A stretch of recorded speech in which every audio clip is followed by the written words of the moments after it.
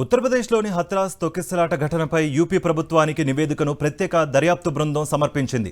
తొక్కిసలాటకు నిర్వాహకులదే బాధ్యత అని, స్థానిక యంత్రాంగం సైతం ఉదాసీనంగా వ్యవహరించిందని సిట్ పేర్కొంది. వాస్తవాలను దాచిపెట్టి నిర్వాహకులు సత్సంగ్ కార్యక్రమానికి అనుమతులు తీసుకున్నారని నివేదికలో పేర్కొంది. ఈ కార్యక్రమానికి పెద్ద ఎత్తున ప్రజలను ఆహ్వానించి వారికి కనీస ఏర్పాట్లు చేయలేదని, ఎలాంటి పోలీస్ వెరిఫికేషన్ లేకుండానే వాలంటీర్లను నియమించుకున్నారని తెలిపింది.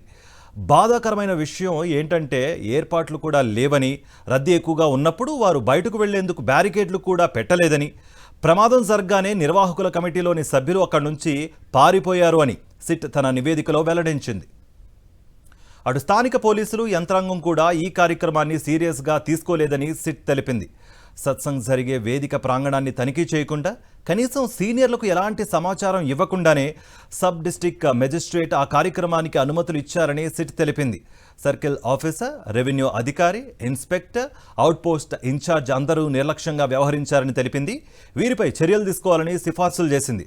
అయితే ఈ ఘటనలో కుట్ర కోణాన్ని కూడా తాము కొట్టిపారేయలేమని, దానిపై సమగ్ర దర్యాప్తు అవసరమని సిట్ అభిప్రాయపడింది. ఈ నివేదిక ఆధారంగా యూపీ ప్రభుత్వం చర్యలు చేపట్టింది.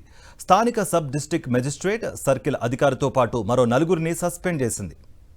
మరోవైపు హత్రాస్ తొక్కిసలాట ఘటనకు సంబంధించి దాఖలైన పిటిషన్పై అత్యున్నత న్యాయస్థానం కీలక నిర్ణయం తీసుకుంది. ఈ పిటిషన్ విచారణ కోసం లిస్టు చేయాలని సుప్రీంకోర్టు ప్రధాన న్యాయమూర్తి జస్టిస్ డివై చంద్రచూడ్ తెలిపారు. దీంతో సుప్రీంకోర్టు రిజిస్ట్రీ జూలై 12న పిటిషన్ విచారణను షెడ్యూల్ చేసింది. అలాగే ఈ ఘటనపై విచారణ చేపట్టాలని సుప్రీంకోర్టు లాయర్ విశాల్ తివారీ అత్యున్నత న్యాయస్థానంలో పిటిషన్ దాఖలు చేశారు. అదేవిధంగా ఈ ఘటనకు సంబంధించి సుప్రీంకోర్టు రిటైర్డ్ జడ్జి నేతృత్వంలో 5 సభ్యులతో కూడిన నిపుణుల కమిటీ ఏర్పాటు చేసి దర్యాప్తు చేయాలని పిటిషన్లో పేర్కొన్నారు. ఈ ఘటనపై నివేదిక తయారు చేసి బాధ్యులపై చర్యలు తీసుకునేలా ఉత్తరప్రదేశ్ ప్రభుత్వాన్ని ఆదేశించాలని పిటిషన్లో కోరారు.